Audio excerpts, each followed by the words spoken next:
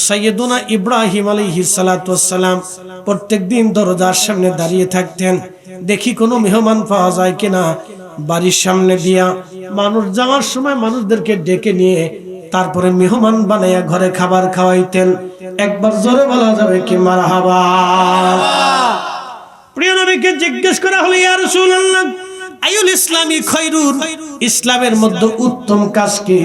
নবীজি জবাব দিলেন, তুতিঈমুত তাআম, তোমরা মানুষকে খাওয়াও। আসতে হলো কেন? জোরে বলেন। হয় না? আরো জোরে বলেন। আচ্ছা বলেন তো, মানুষকে খাওয়াইতে গেলে শুধু মানুষই খায় না, কুকুরও খায়?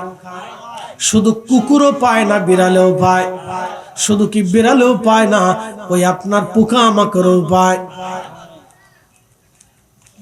মানুষে কি সবাই ধনী মানুষে পায় না, গরিব মানুষও পায়? একসাথে কর না মারহাবা। মারহাবা। সবাই পায়। এই জন্য নবী বলেন, তুতিঈমুত তাআম, তোমরা খাওয়াও, বেশি বেশি খাও। সাইয়েদুনা ইব্রাহিম আলাইহিস সালাম একদিন দাঁড়িয়ে আছেন, সারাদিন রোজা, ইফতারের সময় ঘনিয়ে গেল, মেহমান তিনি খুঁজে পান না। দেখতেছেন একজন মেহমান হেঁটে হেঁটে হেঁটে হেঁটে যায়। ইব্রাহিম আলাইহিস সালাতু ওয়াস সালাম ডাক দিলেন, মেহমান আসো, আমার বাড়িতে তোমার দাওয়াত, আজকে সন্ধ্যার সময় তুমি আমার বাড়িতে আমার সাথে খাবে। সাইয়েদুনা ইব্রাহিম আলাইহিস সালাম মেহমান নিয়ে রওনা করলেন। মেহমান নিয়ে রওনা করার পরে তিনি বাড়িতে বসলেন, সামনে খাবার, ঠিক খাবার খাবেন, ইব্রাহিম আলাইহিস সালাম বিসমিল্লাহ বলে শুরু করলেন, কিন্তু মেহমান বিসমিল্লাহ ছাড়াই খাবার শুরু করে দিলেন। বিসমিল্লাহ ছাড়া যখন খাবার শুরু করলেন, হাত চেপে ধরলেন, মেহমান তুমি বিসমিল্লাহ বললা না কেন? মেহমান বলে, ইব্রাহিম আমি বিসমিল্লাহ মানি না। বিসমিল্লাহ মানে না। আচ্ছা, কোন হিন্দুকে যদি দাওয়াত দেন, খাবার সামনে দিবেন, হিন্দু কি বিসমিল্লাহ বলে খাবে? না না, তারা তাদের ধর্মের নিয়ম অনুযায়ী খাবে। কথা ঠিক আছে না? মেহমান বলল, ইব্রাহিম আমি বিসমিল্লাহ মানি না। সাইয়েদুনা ইব্রাহিম বলেন, বিসমিল্লাহ যেহেতু মানো না, তো আমি তোমাকে খাবার দেব না, তুমি চলে যাও। ইব্রাহিম আলাইহিস সালাম মেহমানকে বিদায় দিলেন, মেহমান বের হয়ে গেল। আল্লাহ ওহী করলেন, ইব্রাহিম তুমি কেন মেহমান তাড়াই দিলা? বলে, রব্বুল আলামিন বিসমিল্লাহ মানে না, সেই জন্য খাবার দেই নেই। আল্লাহ বলেন, ইব্রাহিম তার বয়স কত? বলে, সে বৃদ্ধ হয়ে গেছে। বলে, এই বৃদ্ধকাল পর্যন্ত একদিনও সে আমি আল্লাহকে আল্লাহ বলে ডাক দেয় নাই।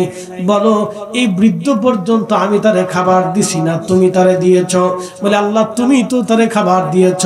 বলে, এই বৃদ্ধকাল পর্যন্ত একবারও আমাকে আল্লাহ বলে মানলো না, তারপর আমি যদি খাবার দিতে পারি তাহলে তুমি কেন দেবা না? একসাথে কন্যা আল্লাহু আকবার। আরো জোরে জোর হয় না কেন? হিন্দু যদি আপনার বাড়ি আসে তাহলে তারাই দেবেন কি? আসতে কোন কে না, খাবার দিবেন কি দেবেন না? সে তো আপনার মেহমান, অবশ্যই আপনি তাকে সম্মান করবেন, খাবার দিবেন। অন্য ধর্মের হোক, তাতে কি হয়েছে? মুসলমানের উগ্রতার জন্য অন্যান্য ধর্মের মানুষ আমাদেরকে আজ পছন্দ করে না। কি কথা কন না কেন? হিন্দু দেখলে মালুন বলে গালি দিবেন, মালুন বলে গালি দেওয়ার কারণে তারা চিন্তা করে মুসলমানের কাছে আমিও নিরাপদ, এই জন্য আমি তার কাছে যাব না। খাজা বাবা আজমিরে দাওয়াত দিলেন, শুধু তিনি দাওয়াত দেন নাই, শুধু তিনি কারামতি দেখেন নাই, তিনার ভিতরে আদর্শ ছিল। আমার রসুলের আদর্শ থাকার কারণে লক্ষ লক্ষ হিন্দুরা তার কাছে কালেমা পড়ল। শুধু কালেমা পড়ে নাই, আজও পর্যন্ত খাজা বাবার মাজারের সামনে হিন্দুরা যে দাঁড়ায় থাকে আশায়, কিছু পাওয়ার আশায়। কথা কন না কেন? ঠিক কিনা? তাহলে বলেন, ইসলাম কি অলিদের কাছে নিরাপদ না ওয়াহাবিদের কাছে নিরাপদ? আসতে হয়ে গেল না? ডরাই ডরাই করতেছেন মনে হয়। কাদের কাছে নিরাপদ? আরো জোরে হয় না কেন? জোরসে বলো। অলিদের কাছে ইসলাম নিরাপদ। ভালো করে শুনে যাবেন, ওলিদের কাছে ইসলাম নিরাপদ, ওলিদের কাছে ইসলাম নিরাপদ। আপনারা খাওয়াবেন, মিলাদ নিয়ে বাড়িতে মেহমানদারি করাবেন, ফাতিহা দিয়ে মানুষকে খাওয়াবেন, মাহে রমজানে মুসলমানদের ইফতার করাবেন। কোনো বেদাত নাই, কোনো বেদাত নাই। যারা বেদাতের ফতোয়া দেয় মূলত তারা মুসলমানদেরকে সুন্নত থেকে দূরে রাখতে চায়।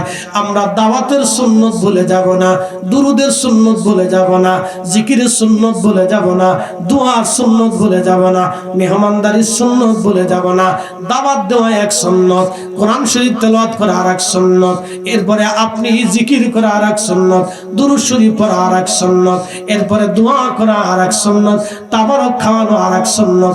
মিলাদ শরীফ যদি বাড়ি থেকে বন্ধ করে দেন তাহলে 6টা নেকির কাজ বাড়ি থেকে বন্ধ হয়ে যাবে।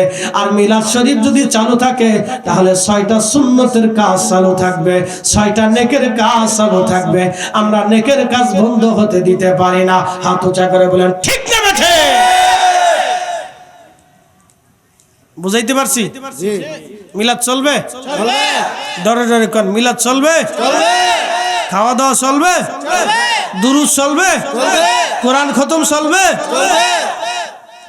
কারো ফতোয়ার দরকার নাই, আল্লাহর ফতোয়াই যথেষ্ট। কথা ঠিক আছে নি? কার ফতোয়া?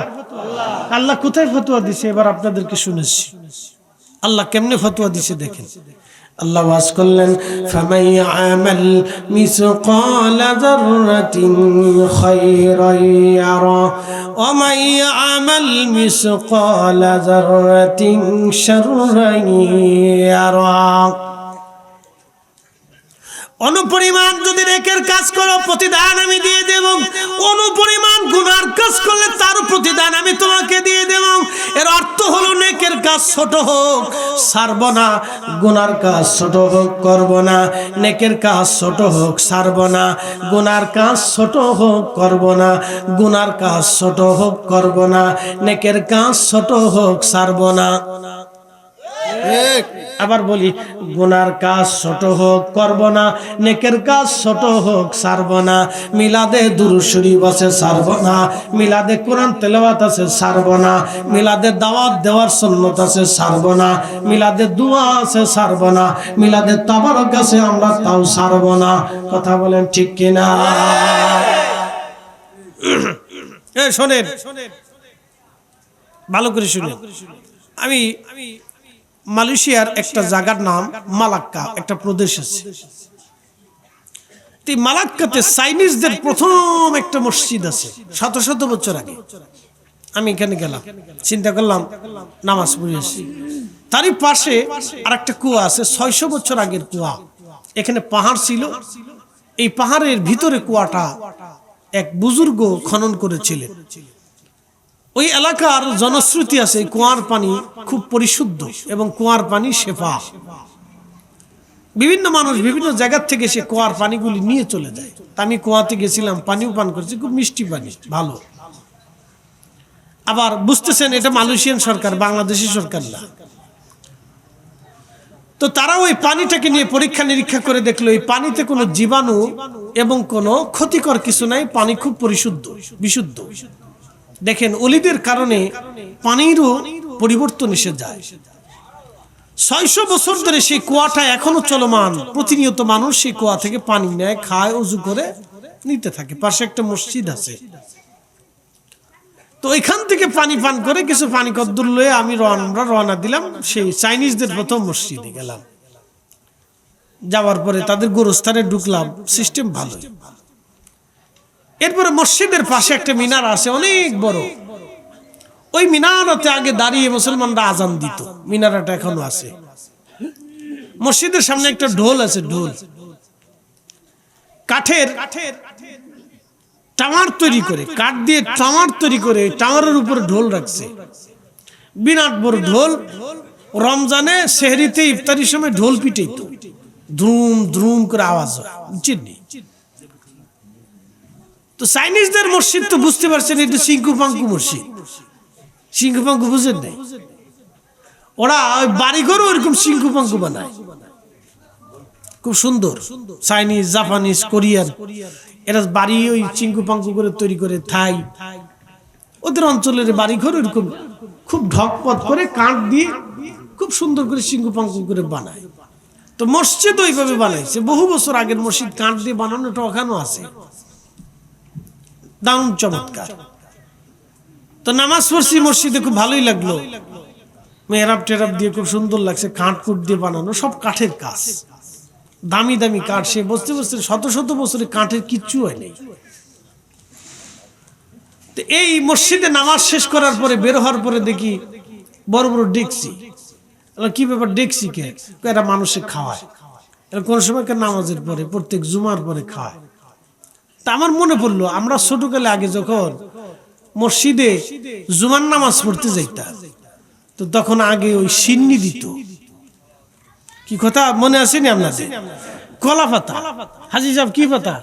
কলা পাতা। অনকার ছেলেদেরকে যদি বলি কলা পাতায় সিন্নি খাইছত নি, ও আসাই এটা আগরে থাকবো যে হুজুর কয় কি এটা। তো কলা পাতার উপরে সিন্নি দিত, কলা পাতা নিয়ে কলা পাতার উপরে সিন্নি।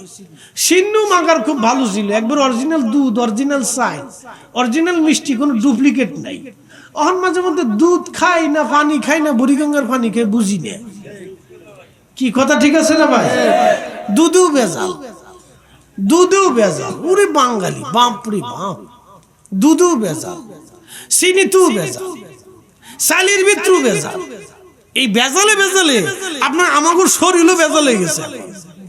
হ্যাঁ, মাঝে মধ্যে শরীরও ভেজাল। এ দেশের বিষের ভিতরেও ভেজাল, বিষ খাইলেও মানুষ ঠিক মতো মরে না। কি কথা খারাপ কইছি ভাই? বিষেও ভেজাল। কি এক আজগবি জাতির ভিতরে বাস করি, এরা বিষের ভিতরে ভেজাল ঢুকে দিচ্ছে যে খা, মরবি রে তোরা।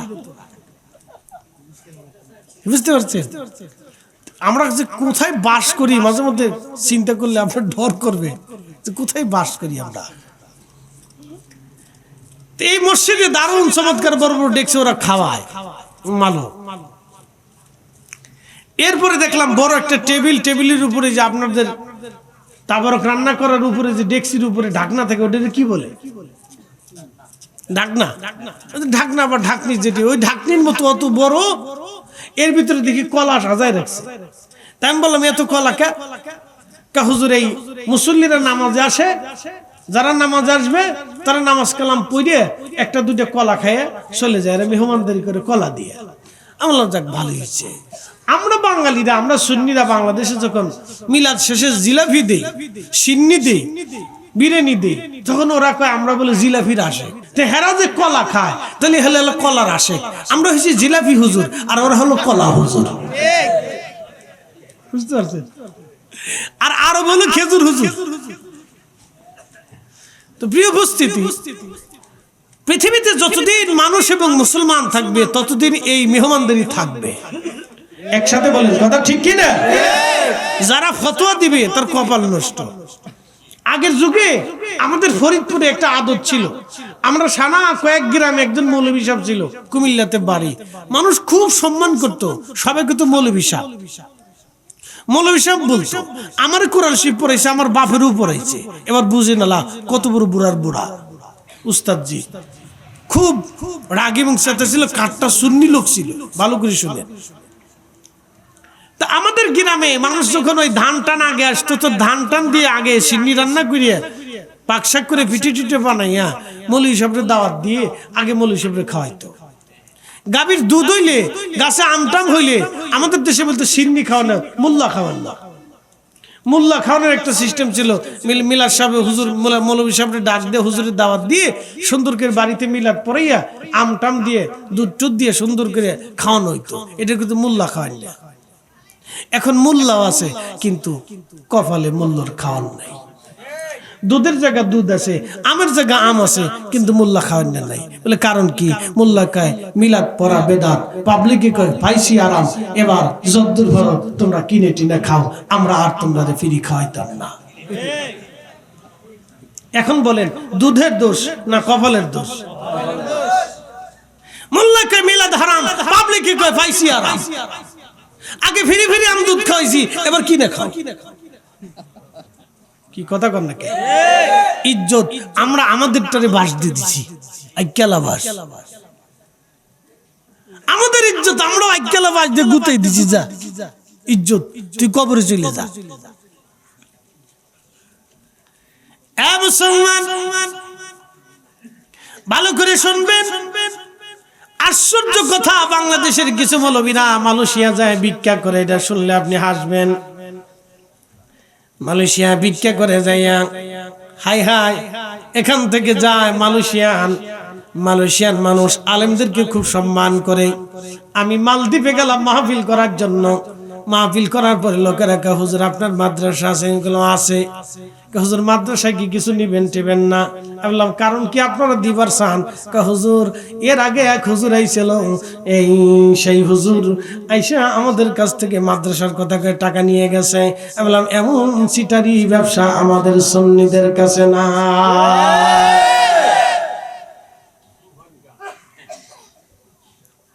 এখানে যে ভিক্ষা করে কি জ্বালার জ্বালা। এইভাবে যদি চলে আগামী দিন বাংলাদেশের অবস্থান যে কত নিম্নে আসবে। এখন আমাদের দেশের পাসপোর্টের কোনো ভ্যালু নাই। বিভিন্ন দেশের ইমিগ্রেশনে দাঁড়াইলে চিন্তা করে এটা খয়রাতি দেখতে আইছে।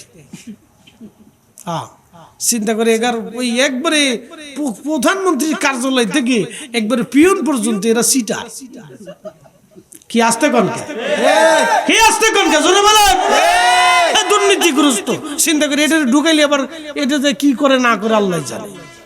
খুব দৌড়ায়, 7 বার ভাবে। মালয়েশিয়ান ইমিগ্রেশন আমার দিকে, তা আমি হুজুর মানুষ, তো প্রথমে কাগজপত্র দেখতেছি। আমি সব কাগজ তারা দিয়ে দিছি, যা যা লাগে ডকুমেন্টস দিয়ে দিলাম। মানে ফার্স্ট টাইম ইয়েস, আর কিছু জিজ্ঞেস করে না, কাগজ কলম খালি উল্টায়। ফাস্টফুড দেয়, ফাস্টফুড আমার 60 খুব বাড়ি। আমি আগে থেকে বিদেশ সফর করি, তো সব ফাস্টফুডে মনে করেন ভিসা টিসা সিলমিল দেওয়া ভরা। পরে পাসপোর্ট খালি উল্টায়, আবার আমার দিক তাকায়। তাই বলে I M A Islamic scholar of Bangladesh, Islamic lecturer of Bangladesh. G yes yes. তাই আমি এনওসিটা দেখালাম যে দেখেন আমি ইমাম অফ খতিব অফ বাংলাদেশ। পরে শেষে এনওসিটা দেখার পর কি ইয়েস, ওরা আলেমদেরকে উস্তাদ বলে, উস্তাদ। মালিরা আলেমদেরকে উস্তাদ বলে, উস্তাদ। আমাকে খুব বল 1% ইয়েস 1। তখন welcome to Malaysia, thanks, okay thanks, ধন্যবাদ দিয়ে আমি ভিতরে ঢুকে গেলাম। যাওয়ার পরে ভালোই খারাপ না, ভালো একটা দেশ। সব মহিলারা হেজাব পরে, সব মহিলারা হেজাব পরে, কিন্তু প্যান্টু পরে, শার্ট গায়ে দিচ্ছে, হেজাব মাথায় দিচ্ছে। এটা আমি প্রথম দেখছিলাম ভারতে। সুফি ফতে আলী রসুলের নাম রহমতুল্লাহ মাজার জিয়ারত করতে যাইতেছি, ফুরফুরার হুজুরের মাজার জিয়ারত করছি। তো কলকাতা শহরে বাসে উঠছি, বাসে ওঠার পরে দেখি এক মুসলিম মহিলা প্যান্ট পরছে, শার্ট গায়ে দিছে, হেজাব মাথায় দিছে। আমি চিন্তা করি এটা কোন ধরনের বুরকা, এটা কিতের পর্দা। তেতে মালয়েশিয়া যাই দিই একই অবস্থা, সব প্যান্ট পরা, শার্ট গায়ে দেওয়া, কিন্তু মাথায় হেজাব আছে। আমি কোন ফাগুলের দেশে আসলাম? এটা সিস্টেম কি? সিস্টেমটা পরে আমি আবিষ্কার করলাম যে এক হুজুরে ওয়াজ করছে, বাবারা পাগড়ি মাথায় দিয়ে নামাজ পড়া বিরাট সওয়াব, 70 গুণ সওয়াব। তেহাতে চিন্তা করলো এত সওয়াব আর সাইডে দিয়ে লাভ নাই, লুঙ্গিটা টাইম দিয়ে খুলে মাথায় পাগড়ি বেঁধে লাগছে। জাঙ্গে পরে লুঙ্গি খুলে মাথায় পাগড়ি বাঁধলে যত নাকি, প্যান্ট আর শার্ট গায়ে দিয়ে বেডিরা মাথায় হেজাব বাঁধলে তত নাকি। কথা কন না কা? হ্যাঁ, এবার বুঝলেন। সব মালয়েশিয়ার পর্দা হেজাব পরে, কিন্তু প্যান্টও পরে। সিস্টেম দিয়ে আমি হাসি গা, আরে পাগলের দেশ। আর চাইনিজদের কথা কইলাম না, ওদিক তাকানো যায় না, ও সব তাকালে হারাম হবে, খুব ভয়াবহ। খুব মনোযোগ দিবেন, দুনিয়া না ঘুরলে আপনি কিছু বুঝবেন না। তবে একটা কথা সত্য বলে দিয়ে যাই, মুসলমান একেবারে মালয়েশিয়ার রাষ্ট্র ধর্ম নাম ইসলাম এবং তারা সুন্নি, অরিজিনাল সুন্নি। বাংলাদেশের মতো আউলা জাউলা না।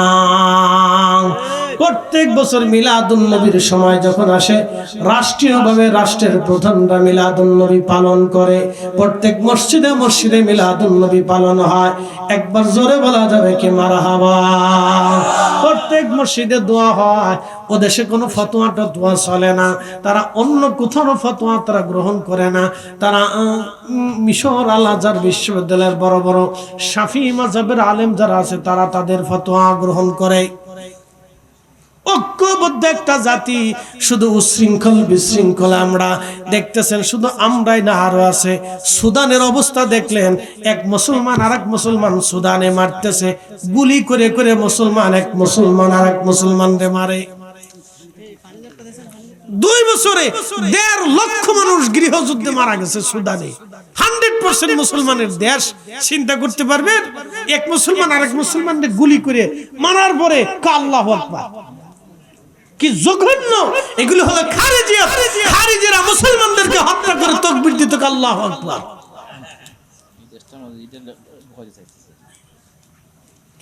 এই দেশের ভিতরে এগুলো আসতে চাইতেছে, আমরা হতে দিতে পারি না। তার উগ্রতা আমরা দেখেছি। রাজবাড়িতে কবর থেকে যখন একজন মানুষের লাশ উঠে পোড়ানো হলো, এটার নামই খারিজিয়াত। কথা বলেন ঠিক কিনা? এইগুলো আসতেছে, দিন দিন আসতেছে, দিন দিন আসতেছে। আপনি বুঝেন, সুদানে গৃহযুদ্ধ, মুসলমানদেরকে সিরিয়াল করে গুলি করে মারতেছে। এক মুসলমান যে যারে মারতেছে তারাও মুসলমান, যে মারতেছে গুলিও মুসলমান। আপনি দেখলে গা শিহরে উঠবে।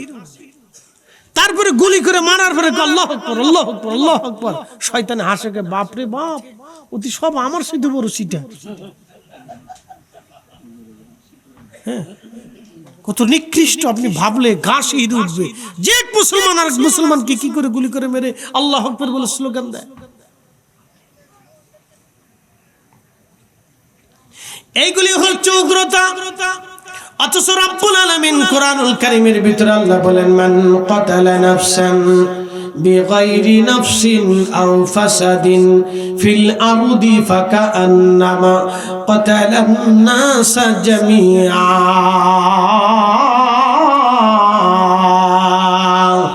একবার জোরে বলা যাবে কি মারহাবা।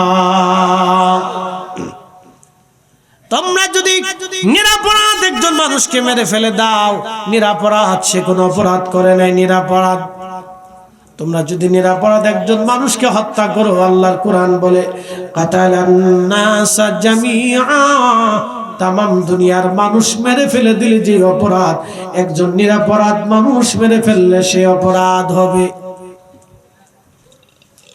মুসলমান, আল্লাহ রাব্বুল আলামিনের রাসূল আমাদেরকে দয়া শিক্ষা দিলেন, অন্যায়ভাবে কাউকে মারা যাবে না, অন্যায়ভাবে কারো সম্পদ হরণ করা যাবে না, অন্যায়ভাবে কারো মাল দখল করা যাবে না, অন্যায়ভাবে কারো সম্পদ চুরি করা যাবে না, জুলুম করে কারো সম্পদ নিয়ে যাওয়া যাবে না। আমার এই বাংলাদেশের কথা বলে লাভ নাই। যদি আল্লাহ পাথর নিক্ষেপ করার জন্য যদি আল্লাহর মানে সুযোগ আল্লাহ থাকতো, তাহলে অবশ্যই বাংলাদেশে আল্লাহ বৃষ্টির বদলতে পাথর নিক্ষেপ করতেন। শুধু আল্লাহ নবী দোয়া করে গেছেন, আল্লাহ আমার উম্মতকে তুমি পাথর মেরে ধ্বংস করবে না, আমার উম্মতকে আগুন দিয়ে পুড়িয়ে ধ্বংস করবে না, আমার উম্মতকে ভূমিকম্প দিয়ে সবলে ধ্বংস করবে না। আল্লাহ রাসূলের দরবারে ওয়াদা করেছিলেন, হাবিব আমি ওয়াদা করলাম আপনার উম্মত আমি ধ্বংস করে দেব না, আপনার উম্মতের উপর বড় বড় গজব আমি চাপাবো না। শুধু এই কারণে আল্লাহর আকাশ থেকে আমাদের উপর জন্য পাথর আসে না, নতুবা পাথর যদি পড়তো তাহলে বাংলাদেশের প্রায় ঘরের উপরে পাথর পড়তো।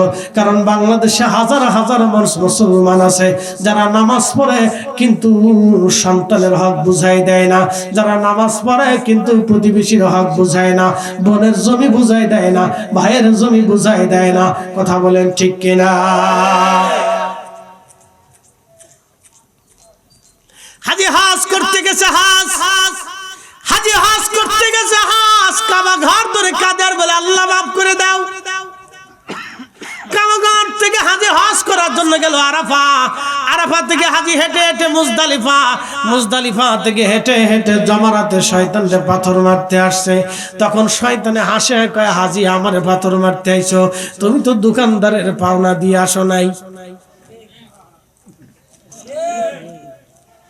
কথা বুঝছেন তাই? হাজি শয়তানে ফাতর মারতেছে, দাঁড়ারে শয়তান আজকে তোর ফাতর মেরেলি।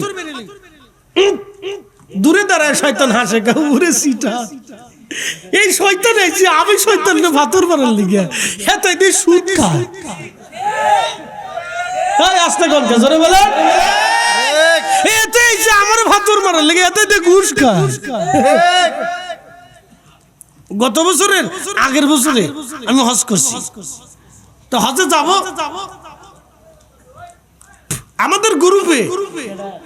আমাদের গ্রুপে একজন লোক হজে যাবে, সরকারি চাকরি করে, ঢাকা 4-5টা বাড়ি আছে। বুঝেন কত টাকার মালিক? মিনিমাম 100 কোটি টাকার মালিক, বুঝেন? তো এই লোককে হজে এসে সরকারি প্যাকেজে 5,75,000 টাকা, একবারে সরকারি নিম্ন প্যাকেজে। আমাদের মুআল্লিম জিজ্ঞেস করলো, ভাই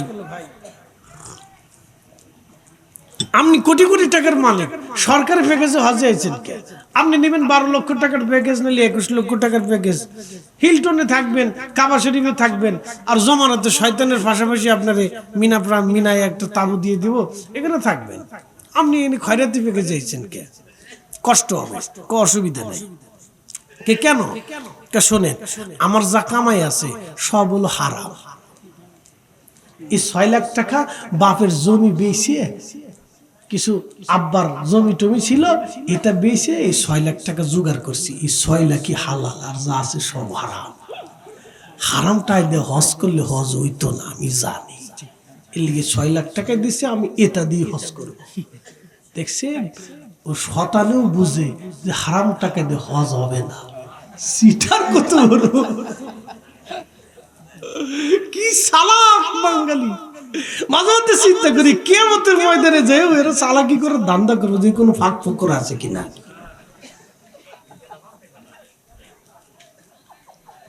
কি এক মুসিবতের দেশে বাস করি, চিন্তা করতে পারছেন? ভাবলে আপনার ঘাস হিরে উঠবে। হসপিটালে গেলে রোগী কাচ্চাচ্ছে, টেকা দেন। হ্যাঁ, মরা রোগী আইসিইউর ভিতরে রেখে দিছে 3 দিন, মরে গেছে কিন্তু 3 দিন আগে, এটা আইসিইউর ভিতরে শুয়ে দিছে। তা কথা কর না কা, এটার নাম বাংলাদেশ। 120 টাকার ইনজেকশন 1200 টাকা। কল্পনা করা যায়? সব কিছুর ভিতরে দাম নির্ধারণ করে দিছে, খালি ওষুধের প্যাকেটের দাম নির্ধারণ করে দেয় না। সব কিছুর দাম, এটার দাম নির্ধারণ করা আছে না? নাই কো, এটা কো দাম কত? এই যেখানে 75 টাকা। একটা টিস্যুর বক্সের দাম নির্ধারণ করা আছে, তো ওষুধের গায়ে গায়ে দাম নির্ধারণ করা থাকবে নাকি যে একটা ট্যাবলেট 60 টাকা, এক ট্যাবলেট 2 টাকা? এখানে নাই। ওষুধ কিনছেন, টুট টুট টুট টুট টুট টুট টুট টিপ করে দেন, 1200 টাকা বিল হইছে। কি কথা কন না? এখানে যার ভিতরে কি আছে না আছে কেউ তো খুঁজে না। রোগী মরে যাইতেছে, চিন্তা করে এত টাকার চিন্তা তো করে আবার রোগী ওষুধ খাইতে হইব আগে। এই জন্য টাকার হিসাব করে না যে কোন বড়ি কত টাকা ধরছে। অনেক রোগী তো হিসাব করে না। আমি যেমন তো হিসাব করিনি, এত সময় নাই তো। কিন্তু গার ওষুধের ভিতরে লেখা থাকলে তখন সে বুঝবো যে এত এত দাম। দুনিয়ার এত কিছুর দাম ওষুধের মানে গায়ে লেখা থাকে, খালি ওষুধের বেলায় দাম লেখা থাকে না। বইয়ের গায়ে, কিতাবের গায়ে দাম লেখা থাকে, খালি ওষুধের গায়ে দাম লেখা থাকে না। তার মানে বোঝা গেল ভোগী যোগী আছে। ঠিক। উচিত কথা বললে হুজুর ভালো না, হুজুর ভালো না। শোনেন, আমি মাঝে মধ্যে চিন্তা করি দেশটা যে কেমনে চলে আল্লাহ জানে, কেমনে যে চলে আল্লাহ জানে। এদেশে দুর্ভিক্ষ আসে না, কেন আসে না?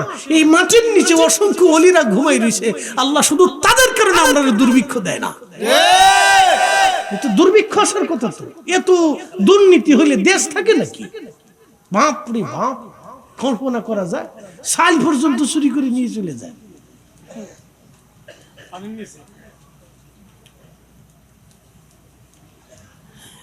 মুসলমান ভালো করে শোনে যাবেন। দুঃখে পরে কথাগুলি বললাম। আমি মালয়েশিয়াতে হুজুর গাউসে বাগ রহমাতুল্লাহ আলাইহির মাজার দুঃখিত।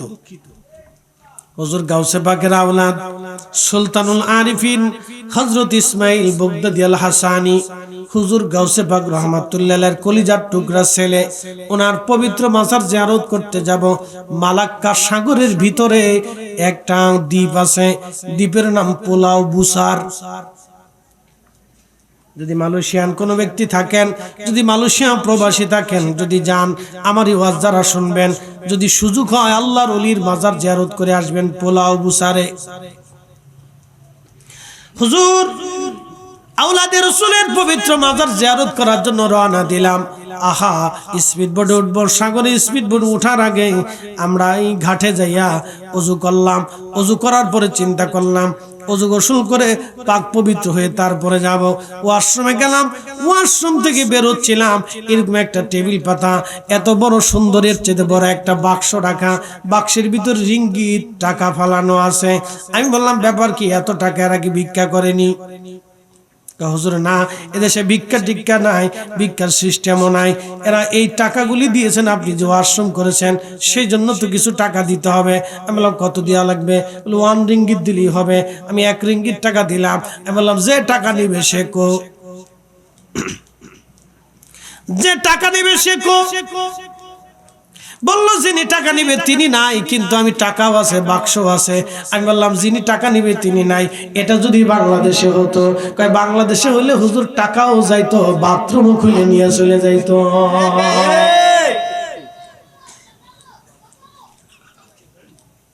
মসজিদে জুতা চুরি করেছে জাতি।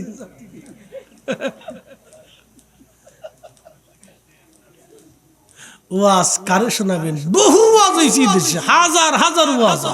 ওয়াজ শুনিয়ে মাহফিল থেকে জুতা চুরি করে নিয়েছিল। গত জুমার আগের জুমা আমার মসজিদের ইমাম সাহেব মাইকিং করতেছে, মিস্টার সোর আপনি ভালো করে শুনেন। ইমাম সাহেব কইতেছে জুমার খুতবা দিব তার আগে, মিস্টার সোর ভালো করে শুনেন, আপনি প্রত্যেক জুমাতেই 2-1টা করে মোবাইল চুরি করে নিয়ে যান, আমার কাছে রিপোর্ট আসে।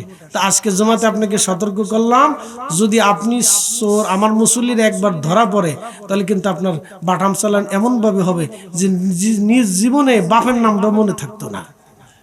আমি হাসি, তাহলে হুজুর কি হয়েছে? হুজুর আপনি তো জমা পড়াই চলে যান, মুসল্লিরা আমার কাছে আসে, এই কারো মোবাইল চুরি হয়ে যায়, কারো জুতা চুরি হয়ে যায়। আমি বললাম, এত চোর আসে? আমার তো হাউজিং মসজিদ, অনেক মুসল্লি 3 থেকে 4 হাজার মুসল্লি প্রত্যেক জুমায়। তো এই চোর আমার মসজিদে ঢুকে, অনেক মুসল্লি গাদাগাদি হয়, চোর আমার মসজিদে ঢুকে ও মোবাইল আতায়, এটা কার্ডটা মোবাইল আছে, আতায় লয়ে যায় চুরি করে। হ্যাঁ, বাংলাদেশ। কল্পনা করতে পারবেন যে মসজিদে ঢুকে সরে মোবাইল নিয়ে যায়? আচ্ছা বলেন, এটা কি কুত্তায় লয় না মানুষের লয়? তাহলে যে মসজিদে ঢুকে চুরি করলো, বলেন সে কি মানুষ হতে পারছে? মুসলমান তো পরে হিসাব করে, ও মানুষই তো হইতে পারে না। তাহলে আপনি বুঝেন তো আমরা এখনো চারিত্রিক ভাবে কত ডিমোশনে আছি যে ও দেশের বাথরুমের টাকা চুরি হয় না, আর আমাদের দেশের ব্যাংক থেকে টাকা চুরি করে নিয়ে যায়। কথা কন না, ঠিক কিনা? এখনো পর্যন্ত আমরা অনেক পিছনে পড়ে রয়েছি।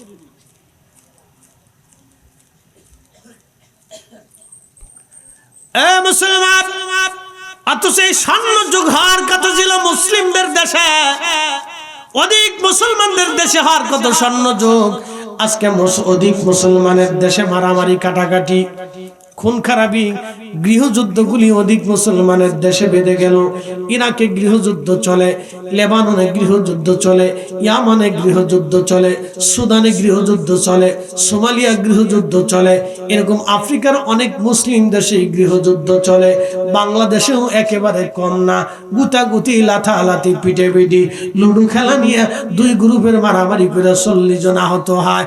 আর আমার ফরিদপুরের সিঙ্গারা খাওয়া নিয়ে সারাদিন মারামারি, নবীগঞ্জের সকাল থেকে সন্ধ্যা পর্যন্ত পিটাপিটি, যে যারে পারে হেরে পিটায়, শেষ পর্যন্ত জানে না কিসের জন্য পিটাইতেছে, পিটায় খালি পিটায়, কিন্তু জানে না যে কি লাগে পিটায়, কেন মারে কিছু কইতে পারে না।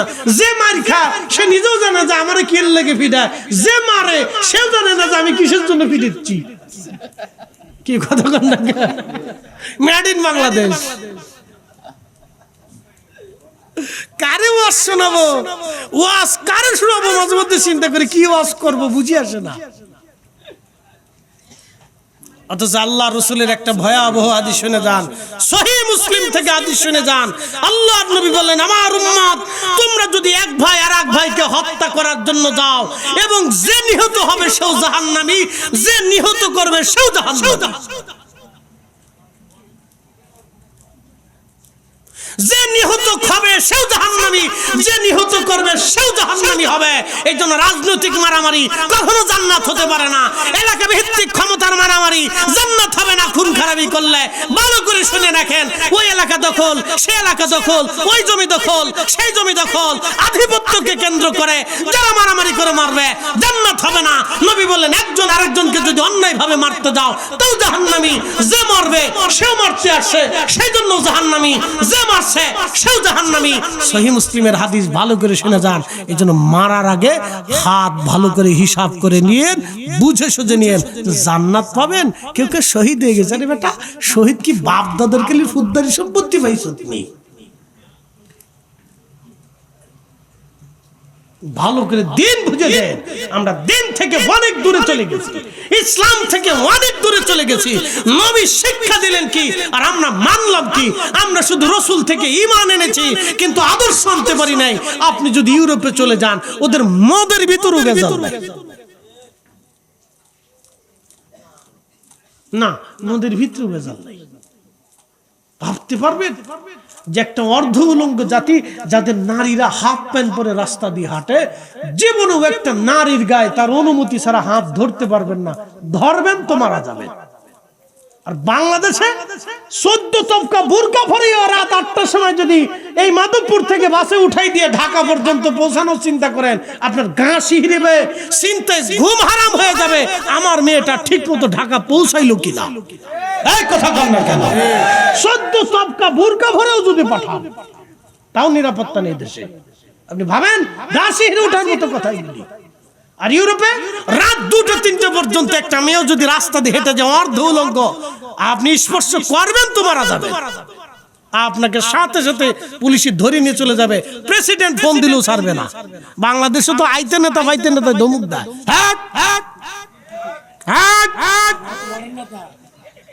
কি কথা কন না কেন? এই চরিত্র যতদিন পর্যন্ত পরিবর্তন না হবে, আল্লাহর কসম করে বলি, আমাদের ভাগ্যের উদয় আকাশে সূর্যের কখনো উদয় হবে না। কথা কন না কেন? জীবনে উদয় হবে না, জীবনে উদয় হবে না। সাতারের আজগুবি দেশে বাস করে কি ওয়াজ করবো নিজেও বুঝি না। কোন দেশে বাস করে ভাবলে আপনার গা শিহরে উঠবে। আমি মালদ্বীপের হুলেমালে, নাম শুনলে হাসবেন, হুলেমালে। আরেকটা হচ্ছে মালে, রাজধানীর নাম মালে। মালের হুলেমালের মাঝখানে সাগরের উপরে একটা ব্রিজ আছে। এই ব্রিজ পার হইলে আর একটা স্থানের নাম হুলেমালে। নাম শুনলে হাসবেন, হাসেন না, হুলেমালে। এই হুলেমালে যাওয়ার সময় ব্রিজের উপর দিয়ে মানুষ হেঁটে হেঁটে যায়। তো মাহফিল শেষ করে ছেলেদেরকে নিয়ে হাঁটলাম, রাত 2-3টার সময় মেয়েরা হেঁটে হেঁটে যাচ্ছে। বললাম এত মেয়েরা হাঁটতেছে শহর দিয়ে, এই দিয়ে সেখানে দিয়ে বসে আছে, এদেরকে ধরে না? হুজুর এটা মালদ্বীপ, আইন খুব মজবুত করা, একটা মেয়ের গায়ে হাত দিবেন তো মারা যাবে। আপনার কেউ ছুটাইতে পারবে, প্রেসিডেন্টও ফোন দিলে ছাড়বে না। দেখছেন নারীদের নিরাপত্তা কত কঠিন। আর আমাদের দেশে জামেলাচ্ছে কেমন, মানুষের সামনে রড দিয়ে পিটাচ্ছে, কেউ ঠেকাও না, কেউ ধরেও না। সাতারে আজগুবি দেশ, লজ্জা করা উচিত।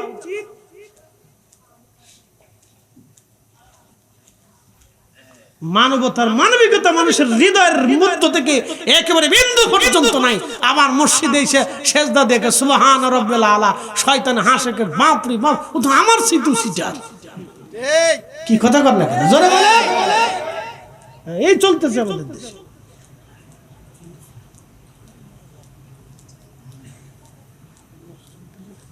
প্রিয় মুসলমান, নবীর আদর্শ থেকে বহু দূরে আমরা চলে গেলাম, বহু দূরে চলে গেলাম। আমরা বহু দূরে চলে যাওয়ার কারণে আজ আমাদের এই পরিণতি।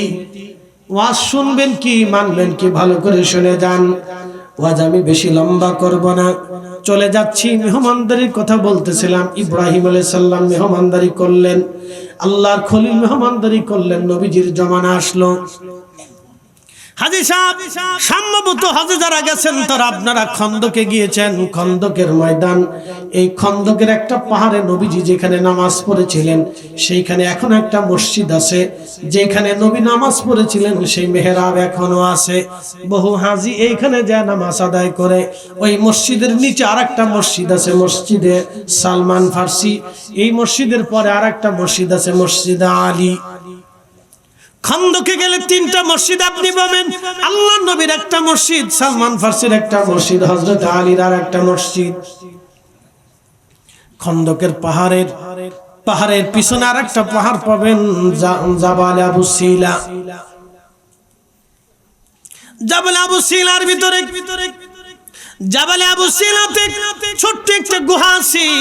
এই গুহার ভিতরে নবীজি একাধারে 3 দিন 3 রাত পর্যন্ত সিজদায় পড়ে কাঁদলেন। শব্দটা ছিল ইয়া রব হাবলি উম্মতি, আল্লাহ আমার উম্মতের উপায় কি, আমার উম্মত গুনাহ করে ফেলছে। 3 দিন 3 রাত পর্যন্ত নবীজি এই পাহাড়ের গুহায় কেঁদেছিলেন। সেই গুহাটা এখনো আছে।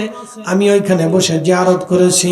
ফেন্সুগঞ্জ আলিয়ার ভাইস প্রিন্সিপাল এবং বিশ্বনাথ আলিয়ার কামিল মাদ্রাসার প্রিন্সিপাল মহোদয়, আমরা 3 জন একসঙ্গে ওইখানে আমরা জিয়ারত করেছি, মিলাদ পড়েছি এবং দোয়া করেছি, কান্না করেছি।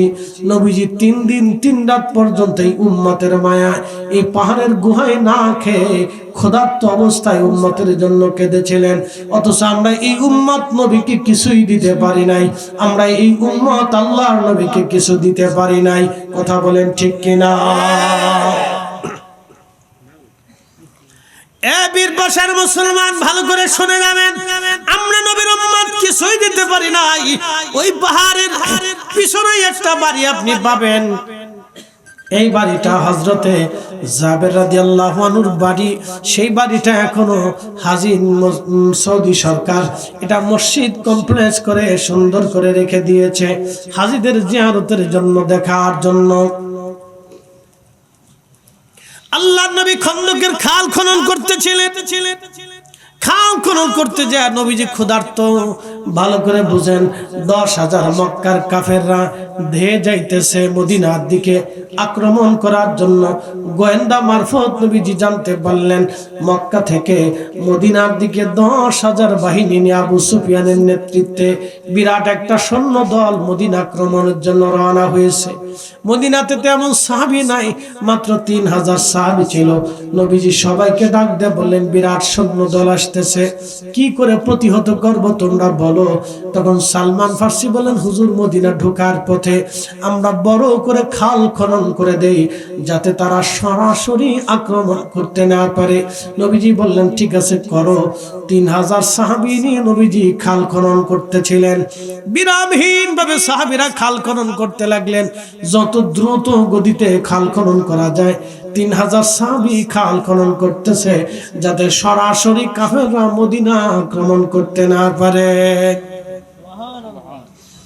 এই খাল খনন করার সময় 10 ফিট চওড়া, 10 ফিট ডিপ, 10 ফিট প্রস্থ বিরাট বড় একটা পাথর পড়লো। সাহাবীরা বললেন, ইয়া রাসূলুল্লাহ, এত বড় পাথর পড়েছে, এই পাথর সরানোর মতো কোনো ব্যবস্থা আমাদের নাই। কি করে এত বড় পাথর আমরা সরাবো? জীবনেও এত বড় পাথর কোনোদিন দেখি নাই। নবীজি বললেন, চিন্তার কারণ নাই, তোমরা আমার সাথে চলো, আমাকে একটা হাতুড়ি দাও। আল্লাহর নবী একটা হাতুড়ি নিলেন, পাথরের কাছে গেলেন, পাথরের পাশে বসে নবীজি হাতুড়ি দিয়ে বিসমিল্লাহ বলে একটা আঘাত করলেন। এটা নবুয়তের হাত, এটা দুনিয়ার হাত না। এই জন্য রাসূল আমাদের মতো না, আমরা নবীর মতো না। নবীর হাত আমাদের হাতের মতো না, আমাদের হাত নবীর হাতের মতো না। আমাদের চোখ নবীর চোখের মতো না, নবীজির চোখ আমাদের চোখের মতো না। আমাদের জবান নবীজির জবানের মতো না, নবীজির জবান আমাদের জবানের মতো না। কথা বলেন ঠিক কিনা? তোর ঘুমাইছি নি রে? বড় বড় মুসল্লিরা ছাইয়ে রইছে, মুসল্লি শক্ত আছে কিনা? হাফ প্যান্ট কে? আচ্ছা, অসুবিধা নেই, এই বয়সে ল্যাংটা থাকলে কিছু হয় না, কোনো গুনাহ নেই। একসাথে করেন আল্লাহু আকবার। না যেমনে করছেন মনে হয় যে আপনার ক্ষুধার্ত, ডর নাই। আর এই 5টা মিনিট সময় দেন আমারে, জোরে বলেন আল্লাহু আকবার। না হয় না, আওয়াজটা এরকম হচ্ছে না, মনে হচ্ছে জিমাচ্ছেন নাহলে ঘুমোচ্ছেন। একসাথে চিৎকার মেরে বলেন নারে তাকবীর। এই তো আওয়াজ হচ্ছে, ডরেন না, ভয় নেই, বেশিটাই তুইছে না। এরকম বহু রাত 4 দোকানে বসে গল্পে কাটাই দিচ্ছেন। বাংলাদেশের 4 দোকানে প্রধানমন্ত্রী পাওয়া যায়, রাষ্ট্রপতি পাওয়া যায়, প্রেসিডেন্ট পাওয়া যায়, সেনাপ্রধান পাওয়া যায়, ডাক্তার পাওয়া যায়, ডক্টর পাওয়া যায়, অধ্যক্ষ পাওয়া যায়, প্রিন্সিপাল পাওয়া যায়, শাইখুল হাদিস পাওয়া যায়, মুফতি আজম পাওয়া যায়, পীরে তরিকত পাওয়া যায়।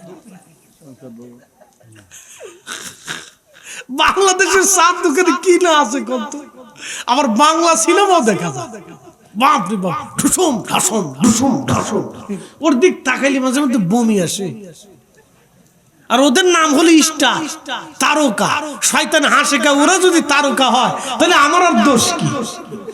নবীজি হাত দিয়ে আঘাত করলেন।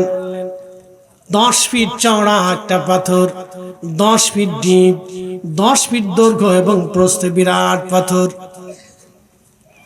আঘাত করার সাথে সাথে পাথরের ভিতর থেকে আগুন বের হয়ে আসলো। 3টা খণ্ডে পাথর ভাগ হয়ে গেল। নবীজি মুস্কি হাসি দিয়ে বললেন, সাহাবীরা রে, রোম সাম্রাজ্য মুসলমানদের বিজয় হবে। একসাথে জোরে বলবেন না মারহাবা। কি সাম্রাজ্য? রোম সাম্রাজ্য। বাংলাদেশের সেনাপ্রধান যদি এখন বলে আমরা ন্যাটো বাহিনীর সাথে যুদ্ধ করব, ন্যাটো তো বুঝতেছেন 27টা দেশের সাথে যুদ্ধ, তার মানে সাথে আমেরিকা, এরপরে ব্রিটেন, ফ্রান্স, জার্মানি, এরপরে আপনার আরো অনেকগুলি দেশ। এই বিরাট বড় শক্তিধর দেশ দিয়ে হলো ন্যাটো। বাংলাদেশের সেনাপ্রধান যদি বলে আমরা ন্যাটোর সাথে যুদ্ধ করব, তাহলে আমরা বলবো সেনাপ্রধানকে অব্যাহতি দেওয়া হোক, তার অন্তত বিশ্রামে পাঠানো হোক। এত বড় বাহিনীর সাথে যুদ্ধ করে মরার চাইতে আমার দেশে ঘুমাই থাকা অনেক ভালো। কথা ঠিক আছে না? কিন্তু ওই সময় রাসূল উপস্থিত, মাত্র 3000 সাহাবী নবীদের সাথে। নবী বললেন রোম সাম্রাজ্য বিজয় হবে। মুনাফিকরা কয় হায় হায়, দেখছনি মুসলমানরা কত বড় বোকা। কিন্তু সেই দিন ইমানদার সাহাবীরা বিশ্বাস করে নিল আমার নবী যা বলেছে এটাই সত্য। আল্লাহ রাসূলুহু আলাম, আল্লাহ জানে নবী জানে, আল্লাহ জানে নবী জানে। আমরা সুন্নিরা মানি আল্লাহ জানে নবী জানে। কথা বলেন ঠিক কি না? কে জানে? আল্লাহ জানে। তারপরে কে জানে? জোরে বলেন আল্লাহ জানে, আল্লাহ জানে। জিকির করে মুখস্থ করে আল্লাহ জানে, আল্লাহ জানে, আল্লাহ জানে।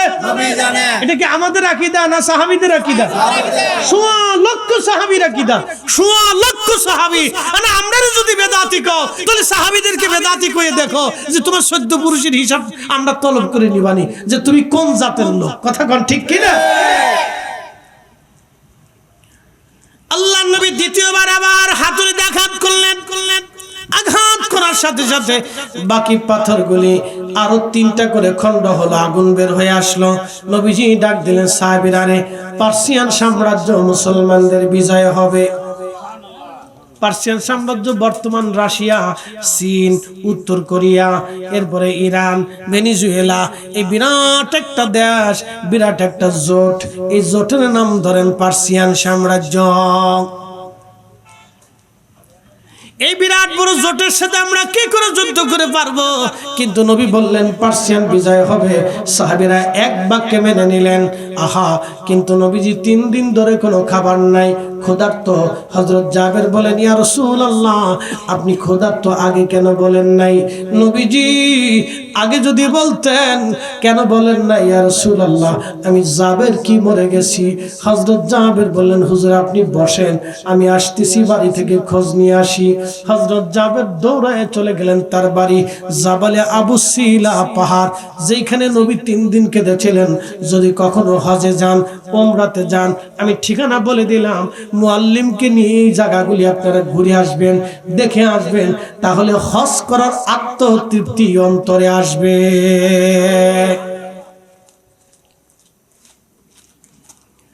হযরত জাবেরের বাড়ি জাবের চলে গেলেন। বিবি ঘরের মধ্যে কিছু আসেনি, কেন গো স্বামী, এক ছাগল আছে আর একটা মাত্র ছাগল আছে।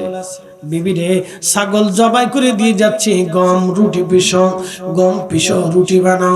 আমার রসুল 3 দিন ধরে ক্ষুধার্ত নবীকে দাওয়াত দিব।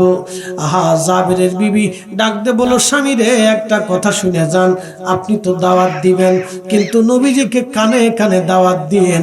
অন্য সাহাবীরাও ক্ষুধার্ত, তারা যদি জানে আমার বাড়িতে খাবার দাবার আছে তাহলে তারাও আসতে পারে। যদি আসে, এত সাহাবী আমি কি করে মেহমানদারি করব বলো স্বামী, কানে কানে নবীকে দাওয়াত দিও। আল্লাহর নবী সাহাবী জাবের দৌড়ে চলে গেলেন, ইয়া রাসূলুল্লাহ, আমার বাড়ি এক ছাগল আছে, একটা ছাগল আছে, নবীজি অপেক্ষা করেন, আমি এগুলি রান্না বান্না করার জন্য প্রস্তুতি নিচ্ছি। নবীজি বললেন, জাবের রান্না হয়ে গেলে তুমি আমাকে খবর দিও। হযরত জাবের চলে গেলেন বাড়ি, গোশত বানায়া রান্না বান্নার কাজে সাহায্য করলেন। রুটি বানানো হলো মাত্র 1 সা, 3.5 সের বরাবর, 1 সা গম মাত্র 3.5 সের বরাবর, এইভাবে রুটি বানানো হলো। আর একটা ছাগল জবাই করে দেয়া হলো, গোশত বানানো হলো। রান্না বান্না শেষ, হযরত জাবের দৌড়ায় গেলেন, কানে কানে বলেন, ইয়া রাসূলুল্লাহ, আমার বাড়ি রান্না শেষ, নবীজিকে আমার বাড়িতে আজকে দাওয়াত। হযরত জাবেরকে নবী বললেন, জাবের তুমি যাও, আমরা আসতেছি। হযরত জাবের চলে আসলেন বাড়ি। আল্লাহর নবী ডাক দিলেন, সাহাবীরা, জাবেরের বাড়ি রান্না হইছে, তোমরাও আমার সাথে চলো, আজকে দাওয়াত খাবো। একবার জোরে বলা যাবে কি মারহাবা? কয় হাজার সাহাবী? জোরে বলেন। গম কয় মন? 1 সা। ছাগলের বাচ্চা কয়টা? একটা। তখনকার দিনে একটা ছাগল একজন মানুষই খেয়ে ফেলতে পারত। এখনো আরবরা দেখবেন না ছাগল নিয়ে বসে, ও আর জাতিগত অভ্যাস। অনেক বড় ছাগল একটা পুরাইয়া জবাই করে ফ্রাই করে রান্না করে নিয়ে বসে খাইতে থাকে। মুসলমান খুব মনোযোগ দিবেন। তরকারি রান্না হয়ে গেছে, নবীজি সাহাবী নিয়ে ধীরে ধীরে জাবেরের বাড়ির সামনে চলে গেলেন, সালাম দিলেন।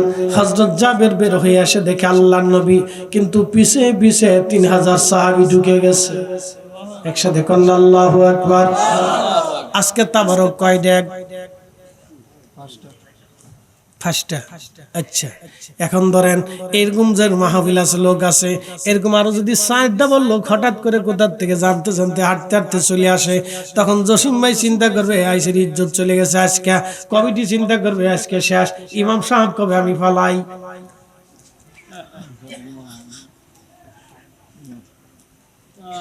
কি কথা কর দেখে হুজুর, আপনি যদি ঘুমাই পড়ে তাহলে জাতি ঘুমাই পড়বে শেষ।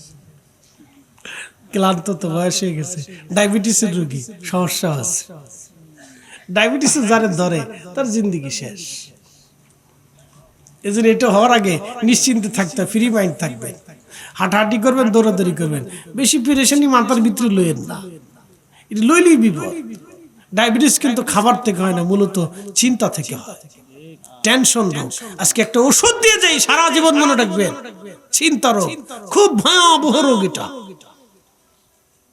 চিন্তা রোগ, ওষুধ দিয়ে যাই। সুনানুত তিরমিজির বাবু ফাদাইলু লা হাওলা ওয়ালা কিতাবুল আসকারে, বাবু ফাদাইলু লা হাওলা ওয়ালা কুওয়াতা ইল্লা বিল্লাহ, এর ফজিলতে আসছে। নবীজি বললেন, সাহাবীরা, উম্মত, তোমাদেরকে একটা জিকির শিখাচ্ছি, ফজরের নামাজের পরে আমার উম্মত যদি অধিক পরিমাণে জিকিরটা করে তাহলে আল্লাহ 99 প্রকার বালা থেকে তাকে বাঁচাবে। তার সর্বছোট্ট বালার নাম হচ্ছে চিন্তা রোগ। লা হাওলা ওয়ালা কুওয়াতা ইল্লা বিল্লাহ। একসাথে বলবেন না মারহাবা? শিখিয়ে দিয়ে গেলাম। কোনো ওষুধ খাওয়া লাগবে না, কোনো ফকিরের কাছে যাওয়া লাগবে না, হাতের দেখা লাগবে না, লা হাওলা ওয়ালা কুওয়াতা ইল্লা বিল্লাহ জিকির করবেন অধিক পরিমাণে। কারণ হাত দেখেই তো হবে না, ভাই রে হাত দেখ, আমার ভাগ্যে কি আছে দেখ, বিদেশ যাইতে পারবো কিনা। যে বেটা আপনার হাত দেখবে ওই বেটার কাছে তোর হাত আগে নিচে দেখ যে তোর মরণ কবে আছে, শতান কোথাকার। কি কথা কন না কেন? যারা গণক হাত দেখে গণনা করে, ওর বাড়ির খাবার খাবেন না, ওর বাড়ির খাবার আর কুত্তার 20টা সমান। কুত্তার বিষ্ঠা চিনছেন? খাবার পরে কুকুর যেটা বমি করে ফেলে দেয় এটাকে বলে বিষ্ঠা। এটা যেমন নাফাক, গণকের বাড়ি খাবার ওরকম নাফাক। মনে রাখবেন, এগুলি তো শোনেন না, এগুলি জানার জিনিস, আল্লাহ রসুলের কথা। ঈমান হারাবেন না কখনো। লা হাওলা ওয়ালা কুওয়াতা ইল্লা বিল্লাহ। আল্লাহ একদিন নবীজি আফসোস করে বলতেছিলেন, মন বেজার করে বলেন, আল্লাহ আপনি আমাকে কি দিলেন? আপনি আদমকে সফিউল্লাহ করলেন, মূসাকে কালিমুল্লাহ করলেন, ঈসাকে রূহুল্লাহ বানাইলেন, আল্লাহ দাউদকে ইসমাইলকে জবিহুল্লাহ করলেন, আল্লাহ ইব্রাহিমকে খলিলুল্লাহ করলেন, আমাকে কি দিয়েছেন আল্লাহ? আল্লাহ ডাক দিলেন, হাবিব মন বেজার করবেন না, আমি আপনাকে যা দিলাম অন্য কাউকে কোনোদিন দেই নাই আর দেব না। আপনি হলেন আমার হাবিবুল্লাহ। একবার জোরে বলা যাবে কি মারহাবা? হাবিবুল্লাহ কি বুঝাই দিয়ে যায় আজকে? খলিলুল্লাহ কি? খলিলুল্লাহ হলো যিনি আল্লাহকে খুশি করতেন, তিনি খলিলুল্লাহ। আল্লাহকে খুশি করার জন্য নিজের ছেলের গলার উপরে ছুরি চালিয়ে দিয়েছিলেন তিনি ইব্রাহিম খলিলুল্লাহ। কলিজার টুকরা সন্তানকে একেবারে বনবাসে দিয়ে গেলেন তিনি খলিলুল্লাহ। নিজের প্রিয়তমা স্ত্রীকে একবারে নির্জনে রেখে গেলেন তিনি খলিলুল্লাহ। নিজের সন্তানকে মিনা প্রান্তরে নিয়ে ছুরির নিচে ফেলাইলেন তিনি খলিলুল্লাহ। আগুনের ভিতরে আল্লাহ ফেলিয়ে দিলেন, তারপরে আল্লাহর বিশ্বাস থেকে তিনি অটল ছিলেন, তিনি খলিলুল্লাহ। যিনি আল্লাহকে খুশি করেন তিনি খলিলুল্লাহ। হাবিবুল্লাহ কি? হাবিব আপনাকে আমি হাবিবুল্লাহ বানাইলাম, কোন নবীকে কোনদিন দেইনি আর কাউকে দিব না, তিনি হাবিবুল্লাহ। হাবিবুল্লাহ হলো আপনি যা চাবেন আমি আল্লাহ তাই দিয়ে আপনাকে খুশি করব। একবার জোরে বলা যাবে কি ইয়া রাসূলুল্লাহ? তিনি নবী। এই জন্য আমরা সুন্নিরা নবী নবী করি। আমরা জানি নবী খুশি হলে আল্লাহ খুশি হবে, নবী পাইলে আল্লাহ পাওয়া যাবে, নবী রাজি হইলে আল্লাহ রাজি হয়ে যাবে, নবী রাজি হইলে রাশি রাশি গুনাহ মাফ হয়ে যাবে। একবার চিৎকার করে বলেন না ইয়া রাসূলুল্লাহ? শ্রেষ্ঠ নবী দিলাম ওরে তরিয়ে নিতে রোজ হাসরে, পথ না ভুলি তাই তো দিলে পাক কুরআনের বাণী, খুদা তোমার মেহেরবানি। আল্লাহ ডাক দিয়েছে হাবিবুল্লাহ বানাইলাম। প্রিয় নবী ডাক দিয়ে বললেন হুজুর। আল্লাহ ডাক দিয়ে বললেন হাবিবুল্লাহ বানাইলাম। প্রিয় নবী ডাক দিলেন রব্বুল আলামিন, তুমি তো আমাকে হাবিবুল্লাহ বানাইছো আল্লাহ, কিন্তু আমার উম্মতকে তুমি কি দিলাম? আল্লাহ ডাক দিলেন হাবিব আপনার উম্মতকে আমি একটা জিকির দিব যা অন্য কাউকে কোনোদিন এই জিকিরটা দেই নাই। হাবিব বন্ধু আমার, আপনার উম্মতকে এমন একটা জিকির দিলাম, লা হাওলা ওয়ালা কুওয়াতা ইল্লা বিল্লাহ। বন্ধুরে এই জিকিরটা হলো কানজুম মিন কুনুজিল আরশ। এটা আমি খোদার আরশে মোল্লার একটা গুপ্ত ধন। একবার জোরে বলা যাবে মারহাবা? কখনো তোমাকে যদি ভুলি, এরে ঘুমাইছিলি রে, চলবেনি। কখনো তোমাকে যদি ভুলি, হেদায়েতের আলো জেনে নিয় কাছে তুলি, ঠাই দিও প্রিয়তম অগমহিয়ান, তুমি রহমান তুমি মেহেরবান। লা হাওলা, আমার সাথে বলেন লা হাওলা ওয়ালা কুওয়াতা ইল্লা বিল্লাহ। আবার পড়েন লা হাওলা ওয়ালা কুওয়াতা ইল্লা বিল্লাহ। কানজুম মিন কুনুজিল আরশ, এই জিকির আরশে আল্লাহর গুপ্ত ধন। যদি কখনো কঠিন মুসিবতে পড়ে যান, এই জিকির পড়বেন, আগে দুরূদ পড়বেন, তারপরে এই জিকির করবেন, এরপরে আবার দুরূদ পড়বেন। এশার নামাজ পড়ে যদি আমলটা করতে পারেন, এরপরে আপনি যদি হাত বাড়ায় দোয়া করতে পারেন, বলে দিয়ে যায় প্রথমে 100 বার দুরূদ শরীফ পড়বেন, তারপরে লা হাওলা ওয়ালা কুওয়াতা ইল্লা বিল্লাহ 499 বার পড়বেন। প্রথমে 100 বার পড়বেন দুরূদ শরীফ, তারপরে লা হাওলা ওয়ালা কুওয়াতা ইল্লা বিল্লাহ পড়বেন 499 বার। এরপরে একবার পড়বেন একেবারে পুরাটা, লা হাওলা ওয়ালা কুওয়াতা ইল্লা বিল্লাহিল আলিয়্যুল আযীম। এইভাবে আপনি যদি পুরাটা পড়ে নেন, এরপরে আপনি পড়বেন আবার 100 বার দুরূদ শরীফ। এশার নামাজ মানে এইভাবে যদি আমল করে রব্বে কারীমের দরবারে হাত তুলে দোয়া করেন, আপনি যা দোয়া করবেন আল্লাহর দরজা থেকে আল্লাহ তা কবুল করে পাঠাবে। একবার জোরে কন্না মারহাবা। একবার দারুণ একটা মেডিসিন দিয়ে গেছি, নগদে নগদে কাজ হবে।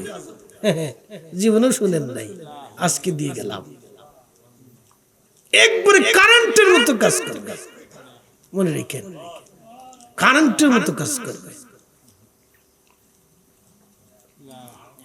শুনিয়া যাবেন হাজিরিন, প্রিয় নবীজি জাবেরের বাড়ির সামনে দাঁড়াইলেন। হযরত জাবেরের স্ত্রী জাবেরকে বললেন, যা স্বামী গো একটু ভিতরে আসেন।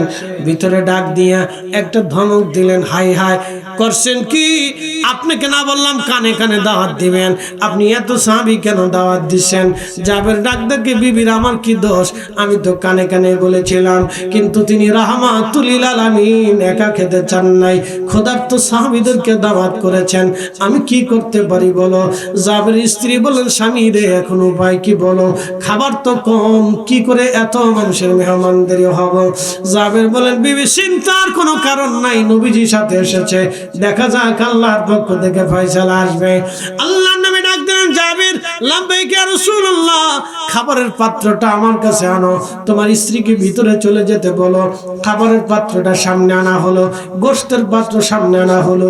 নবীজি বলেন, কাপড় দিয়ে ঢেকে দাও। আল্লাহর নবী সাহাবী জাবের কাপড় দিয়ে ঢেকে দিলেন।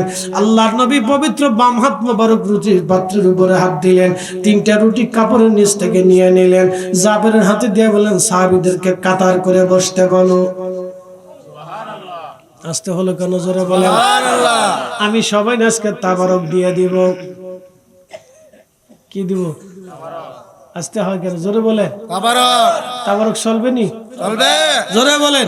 চলবে। আরো জোরে। চলবে। যে বেটা বেদাতের ফতোয়া দেয়, কয় যে ভাই তোর আসার দরকার নেই, তুই বাদ যা, তোর দাওয়াতও দিব না। কি কথা ঠিক আছে কিনা? ওর দাওয়াতের দরকার নেই। আল্লাহর নবী বললেন, কাতার করে বসো। 3000 সাহাবী কাতার করে বসে গেল। 3টে করে রুটি নিলেন, 1 চামচ গোশত নিলেন। দিতে দিতে একজন না দুইজন না, 3000 সাহাবীর সামনে 3টে করে রুটি দিলেন। 3000 সাহাবী 3টে করে যদি রুটি পায় তো রুটি গেল কয় হাজার? আরো জোরে। ছাগলের গোশতের চামচ কয় হাজার? 3000 চলে গেল।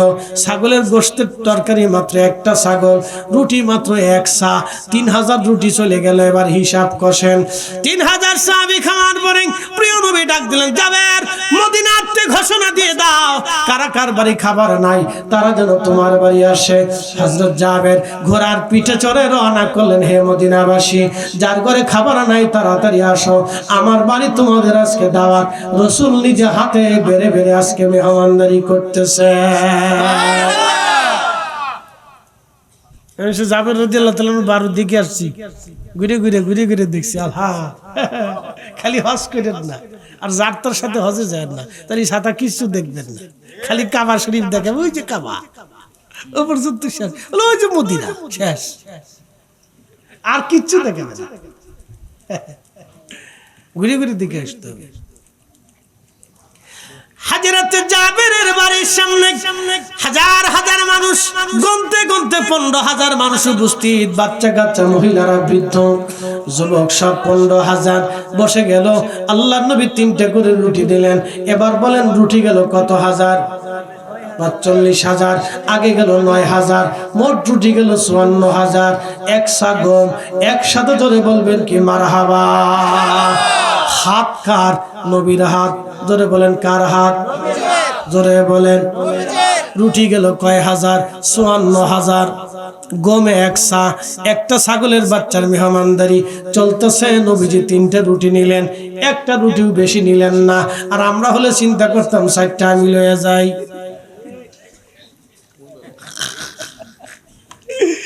বাংলাদেশের মানুষকে কেমনে যে শিখাইতাম বুঝে আসে না ভাই, বুঝে আসে না। মহিলাদের কথা কই লাভ নাই, একটা আসলের ভিতরে হাম দেয় আর একদিক হাত ধরে কে দাও কথা কথা একটা আসলের ভিতরে কে দাও দাও, এই কথা কই লাভ নাই। টুকলা একটা দিয়ে দাও।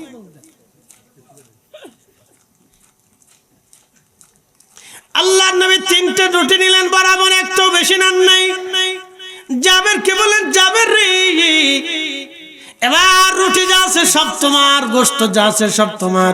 হযরত জাবের বলেন, আল্লাহি বিল্লাহি তাল্লাহি, আমি রুটির পাত্র থেকে কাপড় উঠে দেখলাম রুটি যা সেই পরিমাণে আছে, কমেও নাই বাড়েও নাই। গোশতের পাত্রের উপর থেকে কাপড় টান দিয়ে দেখি গোশতের তরকারি যা, কমেও নাই বাড়েও না। একসাথে যারা বলেন আল্লাহু আকবার, যারা বলেন ইয়া রাসূলুল্লাহ। তাহলে আমরা বন্টন করার সময় কি সমানে সমান হবে না বেশি কম হবে? আরো জোরে বলেন, সমানে সমানে সমান, সমানে সমানে সমান। এই জন্য আমাদের দেশের অর্থ বিভাগে সমান বন্টন হয় না, কৃষিখাতে সমান বন্টন হয় না, বিভিন্ন খাতে সমান বন্টন হয় না। ডাইন বাম হওয়ার কারণে আমরা গরিব মানুষ বিপদে পড়ে যাই। আল্লাহ আল্লাহ আল্লাহ আল্লাহ আল্লাহ নশবা নাই সে গো আল্লাহ প্রেমের কারণে মান শোভা নাই সে গো আল্লাহ প্রেমের কারণে প্রেমের দৌড়ে বন্দরে মদিনার শহরে আল্লাহ আল্লাহ আল্লাহ আল্লাহ আল্লাহ আল্লাহ নামান খোলে আল্লাহ আল্লাহ আল্লাহ আল্লাহ আল্লাহ আল্লাহ আল্লাহ আল্লাহ হাবিব কে পাঠাইছে গো আল্লাহ প্রেমের কারণে রাসূল কে পাঠাইছে গো আল্লাহ প্রেমের কারণে প্রেমের ডোরে বন্দরে মদিনার আল্লাহ আল্লাহ আল্লাহ আল্লাহ আল্লাহ আল্লাহ আল্লাহ বানা গিলেন কত জাতি হইল না তোর প্রেম প্রীতি অবশেষে মানুষ বানায়, অবশেষে মানুষ বানায় প্রেমের কারণে প্রেমের ডোরে বন্দরে মদিনার শহরে আল্লাহ আল্লাহ আল্লাহ আল্লাহ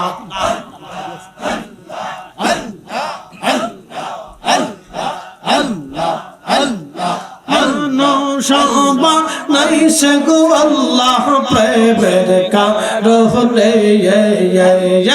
আদমকে পাঠাইছে গো আল্লাহ প্রেমের কারণে প্রেমের ডোরে বন্দরে মদিনার শহরে আল্লাহ আল্লাহ আল্লাহ আল্লাহ আল্লাহ আল্লাহ আল্লাহ আল্লাহ আল্লাহ বানা গিলেন আসমান জমিন, আর বানাইছেন রাত রোজার দিন। আল্লাহ বানা গিলেন আসমান জমিন, আর বানাইছেন রাত রোজার দিন।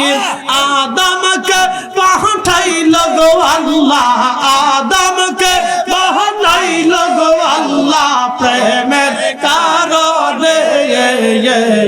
প্রেমের ডোরে বান্দরে মদিনার শহরে আল্লাহ আল্লাহ আল্লাহ আল্লাহ আল্লাহ আল্লাহ আল্লাহ আল্লাহ আল্লাহ আল্লাহ আল্লাহ আল্লাহ মানুষ বানাইছে গো আল্লাহ মানুষ বানাইছে গো আল্লাহ প্রেমের কারণে প্রেমের ডোরে বান্দরে মদিনার শহরে আল্লাহ আল্লাহ আল্লাহ আল্লাহ আল্লাহ আল্লাহ আল্লাহ আল্লাহ আল্লাহ আল্লাহ আল্লাহ আল্লাহ আল্লাহ আল্লাহ আল্লাহ আল্লাহ আল্লাহ আল্লাহ আল্লাহ চার রঙের মশাল্লা দিয়া যে কইরাছে তোর গঠন চার রঙের মশাল্লা দিয়া আল্লাহ আল্লাহ আগুন পানি মাটি বাতাস এক জাগে করিয়া প্রকাশ দেখলি না তুই কইরা তালাশ কঞ্জা গাছে মহাজন চার রঙের মশাল্লা দিয়া আল্লাহ আল্লাহ আল্লাহ আল্লাহ আল্লাহ আল্লাহ আল্লাহ আল্লাহ আল্লাহ আল্লাহ আল্লাহ আল্লাহ আল্লাহ আল্লাহ আল্লাহ আল্লাহ আল্লাহ আল্লাহ লা ইলাহা ইল্লাল্লাহু মুহাম্মাদুর রাসূলুল্লাহ সাল্লাল্লাহু আলাইহি ওয়াসাল্লাম। এই যে নামাজে দাঁড়ালাম এটা আল্লাহর জিকির, আল্লাহর শরণ। মুয়াজ্জিন যখন আযান দেয় আল্লাহু আকবার আল্লাহু আকবার, এটাও আল্লাহর জিকির, আল্লাহর শরণ। মুয়াজ্জিন যখন ইকামত দেয় কদ কামাতিস সালাহ কদ কামাতিস সালাহ, এটাও আল্লাহর জিকির, আল্লাহর শরণ। ইমাম সাহেব যখন তাশাহুদ পড়ে এটা আল্লাহর শরণ। বন্ধু এইগুলি আল্লাহর জিকির, খুব ভালো করে শুনে যাবেন। নামাজ শেষ হয়ে গেল, আমরা দোয়া শুরু করলাম। রব্বানা আতিনা ফিদ দুনিয়া হাসানা, হে আমাদের রব আপনি আমাদেরকে দুনিয়ার হাসানা দেন, ওয়া ফিল আখিরাতি হাসানা, আমাদেরকে আখিরাতের হাসানা দিয়ে দেন। আমরা দোয়া শুরু করলাম। বলেন তো চাইলাম আমরা কার কাছে? না না, জোরে বলেন কার কাছে? এই দোয়াটা জিকির হলো কার? না, জোরে বলেন কার? বুঝাইতেছি। এই দোয়া আল্লাহর জিকির। দোয়ার ভিতর আমরা আল্লাহকে বললাম রব্বানা রাফাগফির লানা যুনুবানা ওয়া কাফির আন্না সাইয়্যাতিনা, আল্লাহ আমাকে মাফ করে দাও, আমার জীবনের যত গুনাহ আছে আমাদেরকে ক্ষমা করে দাও। দোয়ার ভিতর আমরা বললাম রব্বানা যালামনা আনফুসানা ওয়া ইল্লাম তাগফির লানা ওয়া তারহামনা লানাকুনান্না মিনাল খাসিরিন। ওগো আমাদের রব, আমরা আমাদের নফসের সাথে জুলুম করে ফেলছি, নামাজ ছেড়ে দিয়েছি, রোজা ছেড়ে দিয়েছি, গুনাহ করে ফেলছি, অপরাধ করে ফেলছি, নিজের নফসের সাথে অপরাধ করছি, আল্লাহ মাফ করে দাও। এই যে রবের দরবারে হাত তুলে তুলে আমরা বারবার বলতেছি, আবার বলি রব্বিরহামহুমা কামা রব্বায়ানি সগীরা। এই যে আমরা বললাম হে রব, ওইভাবে জান্নাতে আমার আব্বা আম্মাকে লালন পালন করো, যেইভাবে তুমি আমার আব্বা আম্মা ছোট্টগুলো আমাকে লালন পালন করেছিল। এই যে আমরা আল্লাহর দরবারে হাত তুলে আল্লাহর দেওয়া শিখানো দোয়া আমরা শুরু করলাম, তাহলে এই দোয়াটাও আল্লাহর জিকির। এখন যারা এই দোয়া নামাজের পরে করলে বেদাতের ফতোয়া দেয়, আমরা আর বুঝার বাকি নাই, ওরা আল্লাহর জিকির থেকে আমাকে ফিরাইয়া দেয়। যারা মাহফিলের পরে দোয়া করাকে বেদাতের ফতোয়া দেয়, আমরা আর বুঝার বাকি নেই, মূলত ওরা আমাকে আল্লাহর জিকির থেকে ফিরাইয়া দেয়। ফাতিহার পরে আমরা দোয়া করি, যারা ফিরাইয়া দেয় দোয়া বেদাতের ফতোয়া করে বন্ধ করে দিতে চায়, আমাদের আর বুঝার বাকি নেই, ওরা আমাকে আল্লাহর জিকির থেকে ফিরাইতে চায়। যারা আল্লাহর জিকির থেকে মুসলমানদেরকে ফিরাইতে চায়, আমাদের আর বুঝার বাকি নাই। এই সবগুলি হলো শয়তানের দালাল। ঠিক না বেঠে? কিসের দালাল? শয়তানের। আরো জোরে। শয়তানের আমরা সুন্নিরা যতদিন পর্যন্ত জিন্দা থাকব ততদিন পর্যন্ত এই শয়তানের এজেন্ডা জমিনে বাস্তবায়ন হতে দিতে পারি না। কথা বলেন ঠিক কিনা? মাকালের ফল দেখতে ভালো, উপরে লাল্লি ভিতরে কালো। মাকাল ফল দেখছেননি?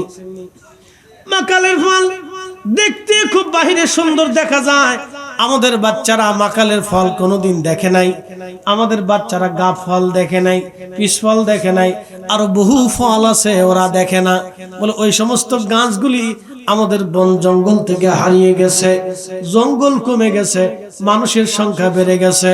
আগে জঙ্গলে গেলে জিন পাওয়া যাইতো, এখন জঙ্গলে গেলে জিনও পাওয়া যায় না। বলে কারণ কি? মানুষের ভয়ে জিনেরা পালাই গেছে। ঠিক আছে না? জিনও ডরে আছে, যেহেতু মানুষ পালাই, আমি এই এলাকার ভিতরে থাকার দরকার নেই।